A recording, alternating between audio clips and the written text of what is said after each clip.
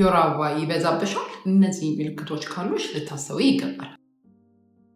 የመጀመሪያው የወር አበባ ይበዛል የምንለው በፊት ከነበረሽ የሚፈስበት ቀን ከጨመረ ወይም ደግሞ በ24 ሰዓት ውስጥ የሚፈሰው መጠን ከጨመረ፣ አልፎ አልፎ ደግሞ ከሚፈሰው ደም ውስጥ የረጋ ደም ካለው፣ እነዚህ ነገሮች ካሉሽ የወር አበባ በዝቷል እንላለን። እነዚህ ሊበዙበት የሚችሉባቸው ምክንያቶች የተለያዩ ናቸው። የመጀመሪያው ማህፀን ግድግዳ ላይ የሚኖሩ እጢዎች ሲኖሩ፣ እነዚህ ማዮማ ሊሆኑ ይችላል ወይም ደግሞ ፖሊፕ የምንላቸው እጢዎች ሊሆኑ ይችላል። ሁለተኛ የተለያዩ የሆርሞን መዛባቶች ይሄንን ሊያስከትል ይችላል። ከዛ ውጭ ደግሞ ከፍተኛ የሆነ የሰውነት መክሳት ወይም የሰውነት መጨመር፣ ከዛ ጋር የተያያዙ ደግሞ ጭንቀት ወይም ደግሞ ድባቴዎች ካሉ ከዚህ ጋር ተያይዞ የወር አበባ ሊበዛብሽ ሊያስቸግርሽ ይችላል። የወር አበባ የሚበዛብሽ ከሆነ መጀመሪያ መታወቅ ያለበት ምክንያቱ ነው። ይሄ እንዲታወቅ የማህፀን ሐኪም ጋር መሄድ ይኖርብሻል። በምትሄጅባቸው ሕክምናዎች ላይ አልትራሳውንድ ሊያስፈልግሽ ይችላል። የማህፀን የውስጠኛው ግድግዳ ናሙና ወይም ባዮፕሲ ሊያስፈልግሽ ይችላል። ተጨማሪ ደግሞ የሆርሞን ምርመራዎች ሊሰሩልሽ ይችላል። እነዚህ ከተሰሩ በኋላ ምክንያቱን እርግጠኛ ሆነን ምክንያቱን ማተም እንጀምራለን ማለት ነው። ስለዚህ ማህፀን ግድግዳ ላይ እጢዎች ኖረው ከሆነ እጢውን ማስወገድ ሕክምናው ሊሆን ይችላል። የውስጠኛው ግድግዳ መወፈር መደንደን ከሆነ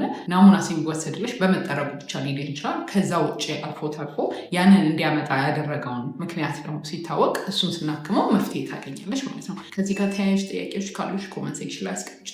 ለማማከር ባዮ ላይ ባለው ስልክ ይደውሉ። እናመሰግናለን።